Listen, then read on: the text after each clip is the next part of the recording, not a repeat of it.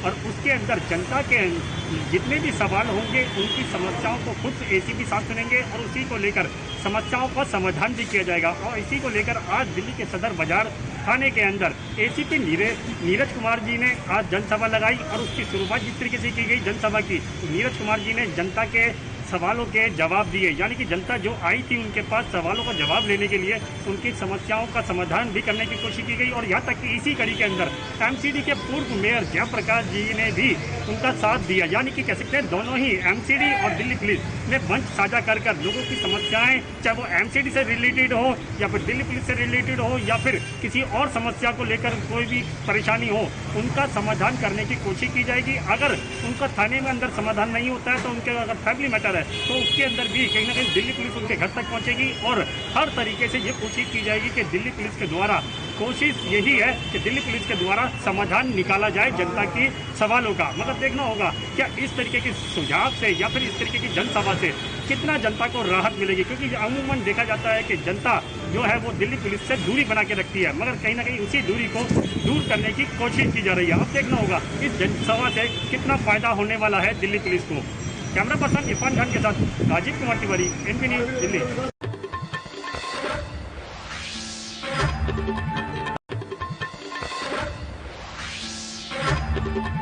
मुंबई सहित महाराष्ट्र में लगातार बढ़ते वायु प्रदूषण को रोकने के लिए ट्रैफिक विभाग ने लगातार कार्रवाई किया है। आपको बता दें कि ट्रैफिक विभाग ने एक आश्चर्यजनक कार्रवाई करते हुए अब तक करीब हजारों की संख्या में साइलेंसरों के ऊपर बुलडोजर चला दिया है। यह पूरा नजारा जो है वो ठाणे इलाके पर, जहां पर आप देख पा रहे हैं कि किस तरह से ट्रैफिक विभाग द्वारा बुलडोजर चलाया जा रहा है। हालांकि यह साइलेंसर बिछाया गया है जिसपे मुंबई पुलिस, ट्रैफिक पुलिस खुद उस पर सवार है और बुलडोजरों की मदद से साइलेंसरों को दबाने का काम किया जा रहा है। लिहाजा मुंबई की ट्रैफिक पुलिस ने अब तक हजारों की संख्या में इस तरह के अवैध साइलेंसरों के ऊपर कार्रवाई की है। आपको बता दें कि तमाम जो मैकेनिकल होते हैं वो लगातार मॉडिफाइड साइलेंसर को अंजाम देते हैं और गाड़ियों में देते हैं जिसमें तरह तरह की आवाज भी निकाली जाती है। लिहाजा ट्रैफिक विभाग उन आवाज निकालने वाले साइलेंसरों और जो ध्वनि प्रदूषण फैलाने वाले साइलेंसर है उनके ऊपर भी कार्रवाई की जाती है। लिहाजा इसके बाद जो है लगातार देखा जा रहा है कि 25% से ज्यादा लोगों ने अपनी गाड़ियों में जो मॉडिफाइड साइलेंसर लगाए थे वो खुद भी निकाल दिए हैं। लेकिन यह कार्रवाई कहीं न कहीं मुंबई करों के लिए काफी बेहद राहत भरी होगी। कैमरा पर्सन विनय सिंह के साथ मैं प्रकाश सोनी, एनबी न्यूज, मुंबई।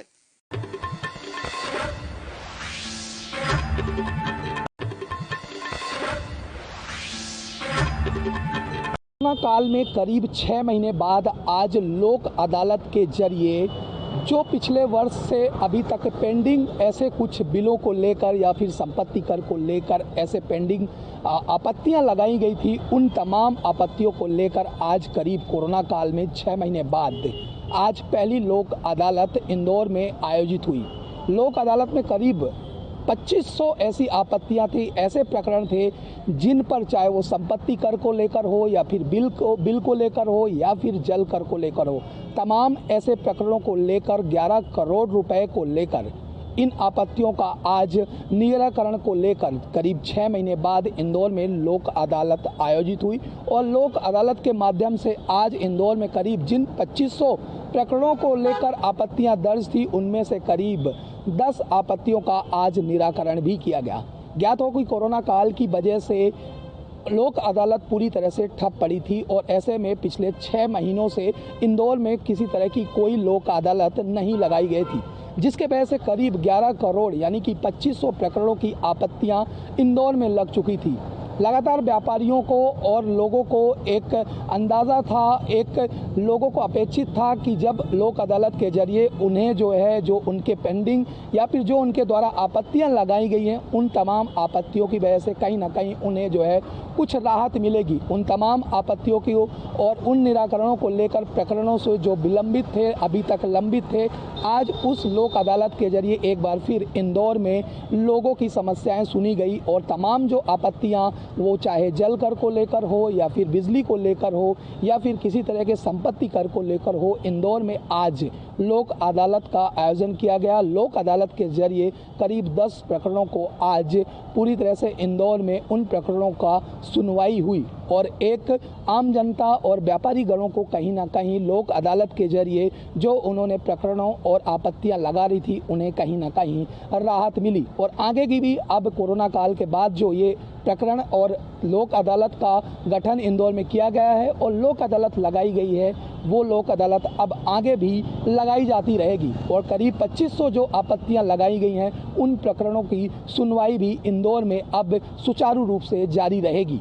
इंदौर मध्य प्रदेश के लिए एएनबी न्यूज़ के लिए वीडियो जर्नलिस्ट अनिल चौधरी के साथ गणेश तिवारी। कांग्रेस ने बेरोजगारी, महंगाई, कुंभ घोटाले, महिला सुरक्षा, किसानों की दुर्दशा को लेकर सीएम आवास कूच किया है और 2022 के विधानसभा चुनाव में कांग्रेस इसी मूड में नजर आने वाली है। अब देखना होगा कि जिस तामझाम के साथ और जिस जोश के साथ उत्तराखंड की कांग्रेस ने सीएम आवास का कूच किया, 2022 के विधानसभा चुनाव में इतनी शिद्दत के साथ कांग्रेस मैदान में उतर पाती है या नहीं। कैमरा पर्सन रमन जायसवाल के साथ मैं रोहित विक्रम सिंह, एएनबी न्यूज, देहरादून।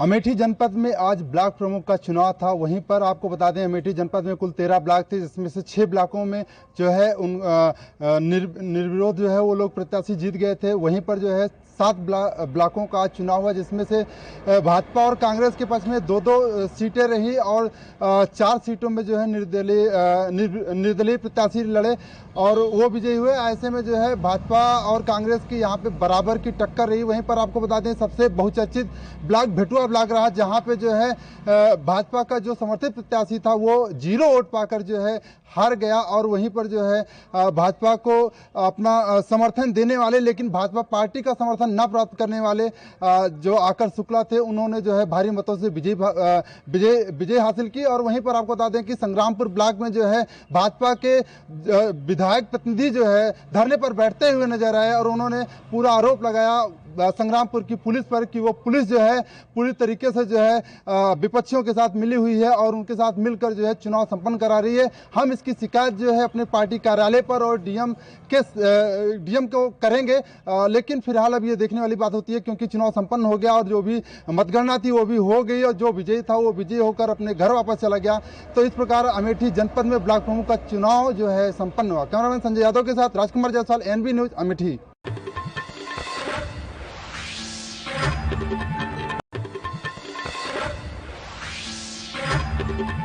आज प्रदेश के राज्यपाल मांगू भाई पटेल उज्जैन पहुँचे।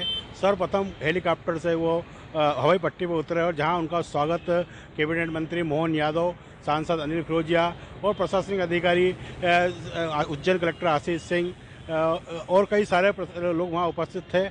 जिसके बाद सीधे वो महाकाल मंदिर पहुँचे और उन्होंने महाकाल मंदिर में बैठ के पूजा अर्चन किया और प्रदेश की समृद्धि और खुशहाली के लिए वहाँ पूजा अर्चन किया। उसके बाद में उज्जैन स्थित सेवाधाम आश्रम पहुँचे, जहाँ निःशक्त बूढ़े बुजुर्ग बच्चे, जहाँ पर सुधीर भाई गोयल सेवाधाम आश्रम के अंदर वो सारे बच्चे बुजुर्ग और वो रहते हैं, उनसे मिलने पहुँचे। इसके पहले भी जो पहले राज्यपाल बनी थी आनंदीबेन पटेल, वो भी वहाँ पहुँची थी और उन्होंने वहाँ के रहने वाले निःशक्त लोगों के लिए, दिव्यांग लोगों के लिए सहायता भी की थी। उसी को आज भी राज्यपाल ने महाकाल मंदिर दर्शन करने के बाद में सेवाधाम आश्रम पहुँचकर वह निःशक्त बच्चों के साथ में पूरा समय बिताया। वहीं उन्होंने वहाँ पौधारोपण भी किया, गाय को चारा खिलाया, बच्चों को फूल दिए और उनके साथ भोजन भी किया। उसके पश्चात राज्यपाल मांगू भाई पटेल भोपाल के लिए रवाना हो गए। उज्जैन से विजेंद्र यादव, एएनबी न्यूज़ के लिए।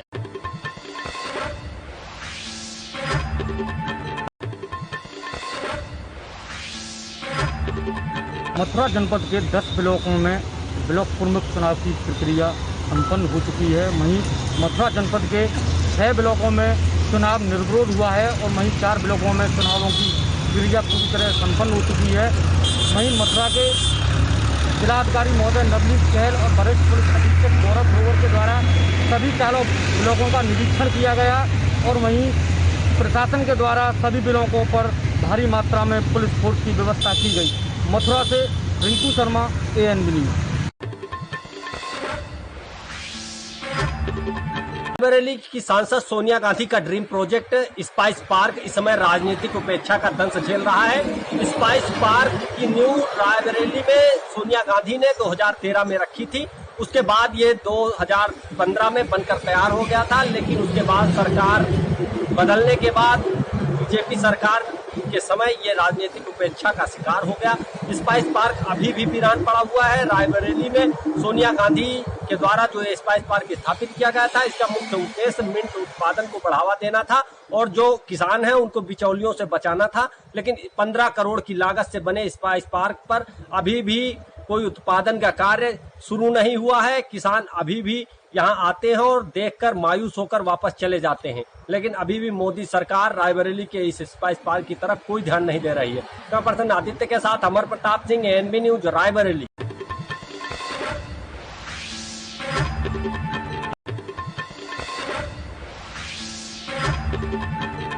मध्य प्रदेश के रीवा में दिलीप बिल्डकॉन कंपनी की लापरवाही की वजह से एक श्रमिक की जान चली गई है। श्रमिक की जान जाने के बाद परिजनों ने विंध्या हॉस्पिटल में हंगामा कर दिया है। दरअसल पूरा मामला रीवा जिले के रीवा सीधी मार्ग का है, जहां पर गुढ़ स्थित बदवार पहाड़ में दिलीप बिल्डकॉन कंपनी के द्वारा टनल का कार्य करवाया जा रहा था। इसी दौरान एक श्रमिक को करंट लगने की वजह से मौत हो गई। मौत के बाद कंपनी प्रबंधन के द्वारा इस बात को छुपाया गया कि श्रमिक की मौत हो गई और उसे सरकारी अस्पताल में न ले जाकर प्राइवेट अस्पताल विंध्या हॉस्पिटल में ले जाया गया, जहां पर डॉक्टरों ने श्रमिक विपिन पटेल को मृत घोषित कर दिया।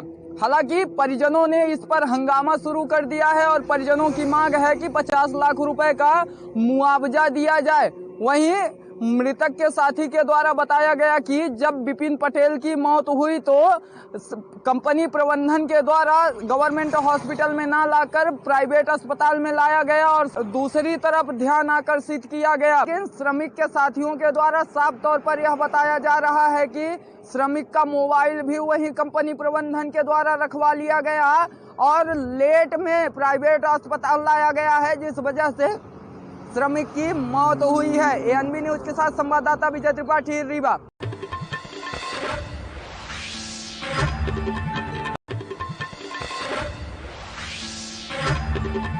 आज देवरिया जनपद में ब्लॉक प्रमुख पद के लिए चुनाव हुआ, जिसमें लार विकास खंड से यहाँ अनुभा सिंह प्रत्याशी जो कि यहाँ से भाजपा के विरुद्ध में लड़ रही थी, भाजपा से टिकट कटने के बाद निर्दल लड़ी और वो चुनाव जीती हैं 9 मतों से और उनके समर्थकों में लहर है। अनुभा सिंह पत्नी अमित सिंह बबलू को यहाँ सफलता मिली है और भाजपा के डॉक्टर विभा सिंह जो हैं उनको यहाँ हार का सामना करना पड़ा है और पहले से ही यह दावेदारी तय थी, लेकिन भाजपा ने अंतिम समय में अपना टिकट काटकर और यहाँ विभा सिंह को प्रत्याशी बनाया, जो विभा सिंह को यहाँ हार का सामना करना पड़ा और निर्दलीय प्रत्याशी अनुभा सिंह यहाँ चुनाव जीत करके और यहाँ का प्रमुख पद लार पर निर्वाचित हो गई हैं। देवरिया में सख्ती के बीच आज चुनाव संपन्न हुआ। प्रशासन को यहाँ इस समय काफी सामना करना पड़ रहा है समर्थकों के उल्लास को रोकने के लिए। आपको वीडियो में दिख रहा होगा सीधा, उधर भाजपा खेमा के लोग वैसे निराश होकर ही नारे लगा रहे हैं। तो देवरिया में आज रोचकता के बीच लार में रिजल्ट आया है और विकास खंडों का रिजल्ट आता रहेगा। देवरिया से Vishal Mishra, NB news TV।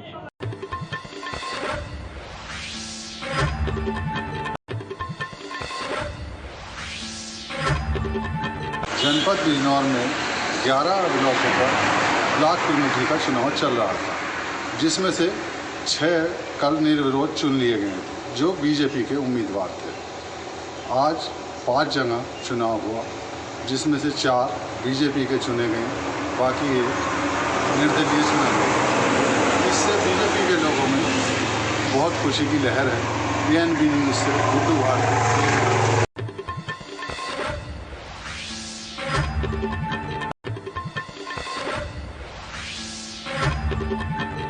Banda में अज्ञात कारणों के चलते युवक ने खुद को मारी गोली। आपको बता दें कि बांदा में एक व्यक्ति शराब के नशे का आदी था और आदी होने के कारण जो है उसने अपने आप को खुद को गोली मार ली। आज जो है दोपहर की ये घटना है। आपको बताते चलें कि इसकी शादी सन 2020 में हुई थी, जिसको लेकर कुछ पारिवारिक विवाद में आपस में पति पत्नी में चल रहे थे, जिसको लेकर जो है इसने आज जो है आत्महत्या कर ली, अपने आप को जो है गोली मार ली। ये बांदा जिले के जो है मवही का मामला है। मैं वीडियो पर्सन के साथ देवानंद सिंह, NB न्यूज़, बांदा। की एक कहावत कही जाती है कि अपने माता पिता को दुख पहुंचाकर कभी भी बच्चे सुखी नहीं रह पाए हैं। एक ऐसा ही वाकया जनपद जालौन के मुख्यालय औरई से सामने निकलकर आया, जहां पर एक युवती ने अपने माता पिता के खिलाफ जाकर एक अंतर्जातीय युवक से शादी कर ली। वहीं उस युवक ने अपनी पत्नी के ऊपर ही मिट्टी का तेल डालकर उसे अधजला फेंक दिया। वहीं आपको बता दें पूरा मामला जनपद जालौन के मुख्यालय औरई का है, जहाँ पर उस युवक ने अपने पत्नी के ऊपर पेट्रोल डालकर और जनपद जालौन के मुख्यालय औरई के हाईवे किनारे फेंक दिया। जब स्थानीय लोगों ने उस युवती को देखा तो तत्काल पुलिस को सूचना दी। पुलिस तत्काल मौके पर पहुंचकर उस युवती को जिला अस्पताल इलाज के लिए भर्ती कराया। वहीं जब युवती से बात की तो उसने बताया कि यह पूरी हालत मेरी पति ने ही की। वहीं इस पूरी घटना की जानकारी अपर पुलिस अधीक्षक ने देते हुए बताया कि जानकारी के मुताबिक युवती झांसी जिले की रहने वाली थी, वहीं लड़का औरई के नगर का रहने वाला था। वहीं दोनों ने कोर्ट मैरिज की थी। वहीं इस पूरी घटना को अंजाम उसके पति ने ही दिया है। वहीं आरोपी को जल्द गिरफ्तार किया जाएगा। वहीं पुलिस प्रशासन पूरे मामले की जाँच कर रहा है। ANB news, Mangrajpur, Jalaun.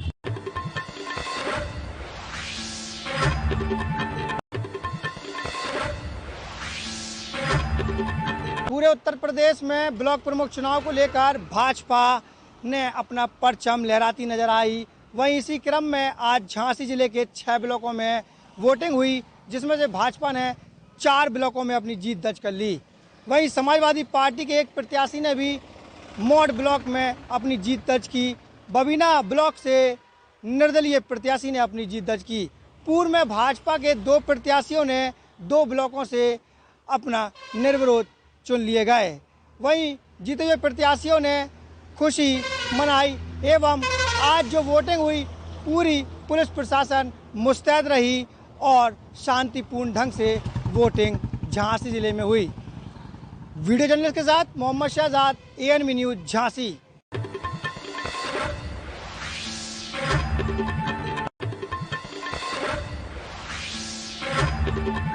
प्रमुख का चुनाव संपन्न हुआ है। अगर हम बात करें डिस्ट्रिक्ट रामपुर की, तो रामपुर में आज शाहबाद और ब्लॉकखंड स्वार में मतदान संपन्न हुआ है। 4 ब्लॉकों में पहले से ही निर्विरोध प्रत्याशी चुने गए हैं। स्वार में पूर्व विधायक कांग्रेस पार्टी के यूसुफ अली की धर्मपत्नी शाहीन यूसुफ की आज 82 वोटों से विजय हासिल हुई है, जिसकी जीत की खुशी में आज यूसुफ अली के समर्थक जश्न मना रहे हैं और एक दूसरे के लड्डू फूल मालाएं डाल करके जोरदार स्वागत किया। वहीं यूसुफ अली ने सभी प्रशासनिक अधिकारियों को बहुत बहुत धन्यवाद कहा है कि एक तरफा मतदान नहीं हुआ है, किसी का प्रशासनिक अधिकारी का किसी प्रत्याशी या किसी वोटर पर या जनता पर प्रभाव नहीं हुआ। वहीं सबने एक दूसरे को मिठाई खिलाई है। ANB न्यूज़ के लिए रवि सैनी, रामपुर।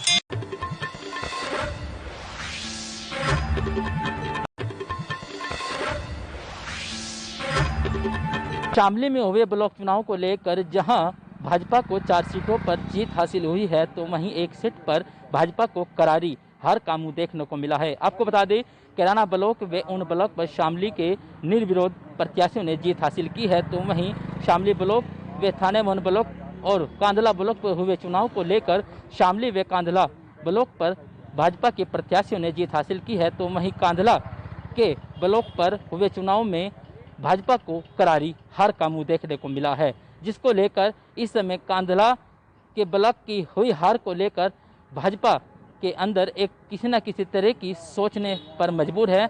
जहां पर 5 ब्लॉकों पर भाजपा अपनी जीत हासिल करना चाहती थी, तो वहीं इस समय भाजपा ने शामली के 4 ही ब्लॉकों पर जीत हासिल की है। वहीं एक ब्लॉक पर हार का मुंह देखकर भाजपा कहीं न कहीं नाराज दिखाई दे रही है। वीडियो जर्नलिस्ट आज़ाद के साथ दीपक कुमार, ANB न्यूज़, शामली।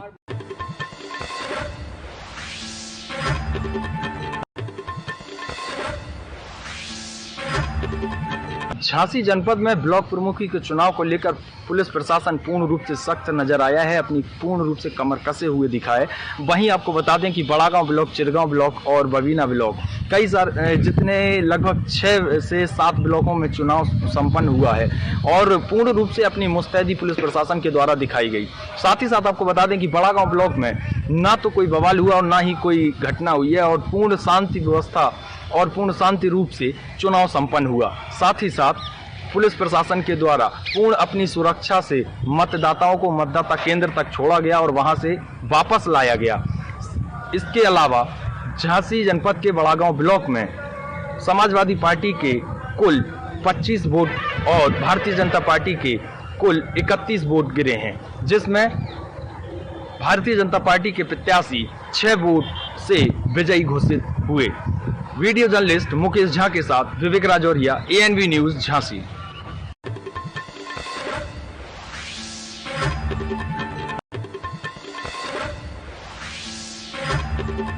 संभल में खेत की जमीन को कब्जाए जाने के सदमे से किसान की मौत हो गई और मृतक किसान के परिजनों और ग्रामीणों ने खेत की जमीन कब्जाने के आरोपी में दबंगों के खिलाफ कार्रवाई की मांग की है। वहीं आपको बता दें कि हाईवे पर वह सबको रख करके जाम लगा दिया और कई किलोमीटर जाम की लंबी लाइन लग गई।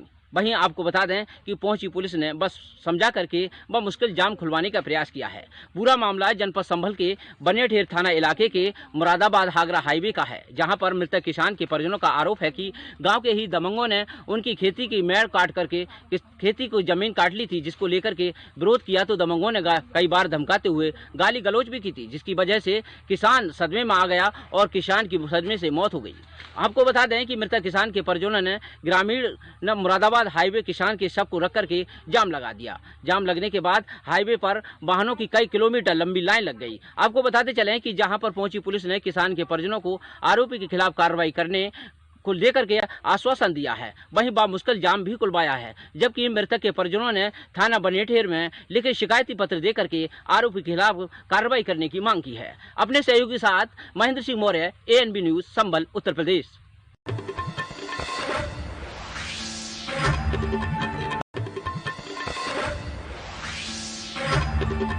सपा सरकार में मंत्री रहे स्वर्गीय जमुना प्रसाद निषाद के बेटे अमरेंद्र निषाद ने बीजेपी पर कड़ा हमला किया। अमरेंद्र निषाद ने बताया कि पूरे उत्तर प्रदेश में ब्लॉक प्रमुख चुनाव के दौरान बीजेपी के कार्यकर्ताओं ने जमकर गुंडाई की, महिलाओं के साथ अभद्रता और सपा समर्थित प्रत्याशियों को पर्चा दाखिल भी नहीं करने दिया। भाजपा ने गोरखपुर जनपद के 20 ब्लॉकों में किसी भी ब्लॉक में निषाद बिरादरी का कोई भी प्रत्याशी को टिकट नहीं दिया था, जो पूरी तरीके से भाजपा की नीतियों को बता रहा है।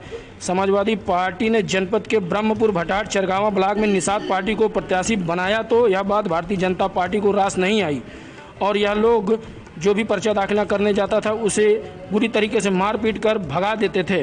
विगत 8 तारीख को जब मैं खुद भटाट ब्लॉक में पर्चा दाखिला कराने के लिए गया था तो वहां पर भाजपा नेता राधेश्याम सिंह और उनके समर्थकों ने मुझे ललकारते हुए कहा कि अमरेंद्र निषाद आ गया है, उसे जान से मार डालो और मेरे ऊपर कातिलाना हमला भी किया गया। ईंट, पत्थर, लाठी, डंडे और हॉकी से मुझे बुरी तरीके से मारा पीटा गया। इन लोगों ने मेरे हाथों को भी मरोड़ दिया, जिस कारण मेरा हाथ टूट गया। पूरी घटना पुलिस के सामने होती रही और पुलिस मूक दर्शक बन पूरे मामले को देख रही थी। आज प्रेस वार्ता करने का जो हमारा उद्देश्य है, 8 तारीख को जो ब्लॉक प्रमुख का पर्चा दाखिला का होना था, उस दिन जनपद से लेकर पूरे प्रदेश में आप लोग देखे होंगे, आप लोगों ने आपके माध्यम से दिखाया गया, तो हम लोग रणनीति बना के जनपद के सभी अधिकारियों को सड़क से लेकर सदन तक घेरने का काम करेंगे और बड़ा से बड़ा आंदोलन करेंगे। अमरेंद्र निषाद ने बताया कि जब वो भटाट ब्लॉक पर निषाद पार्टी का पर्चा दाखिला कराने गए थे तो वहाँ बीजेपी के गुंडों ने उनके साथ बुरी तरीके से मारपीट की, जिससे उनका हाथ टूट गया। इसके साथ ही उनके साथ लूटपाट भी की गई। उन्होंने कहा कि इसकी लिखित तहरीर मैंने संबंधित थाने को दी, लेकिन अभी कोई कार्रवाई नहीं की गई है। अगर 2 दिनों के अंदर कोई कार्रवाई नहीं की जाती है तो हम जिले के सभी अधिकारियों को से लेकर सड़क से लेकर संसद तक उनका घेराव करेंगे। ANB न्यूज के लिए गोरखपुर से गोविंद कुशवाहा।